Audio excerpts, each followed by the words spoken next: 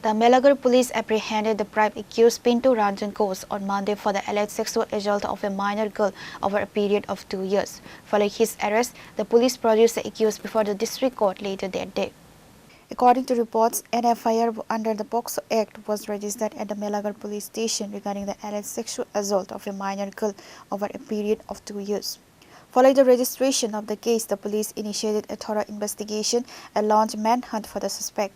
During the search operations, the police successfully apprehended the prime accused, identified as Pinto Ranjan Ghosh. Briefing the media after the arrest, the officer in charge of the Melagar police station detailed the operation. মূলত নাবালিকা এই থানার একটা নাবালিকা ধর্ষণের মামলা অভিযুক্তকে আপনারা গ্রেপ্তার করেছেন। কোথা থেকে গ্রেপ্তার করেছেন এবং তার বিরুদ্ধে স্যার কী মামলা ছিল?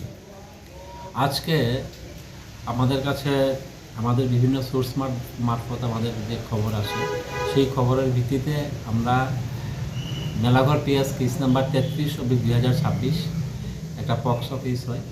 সেই কেসের 3 জন আসামি ছিল। আমরা 2 জনকে প্রথমেই অ্যারেস্ট করতে পেরেছিলাম। তো আসামির এই কেসের যে মূল অভিযুক্ত উনাকে আজকে আমরা সকাল 8টা নাগাদ আমাদের থানার নাকা পয়েন্টেই উনাকে আমরা গ্রেপ্তার করি এবং আজকে আমরা কোর্টে মাননীয় আদালতে আমরা প্রেরণ করব।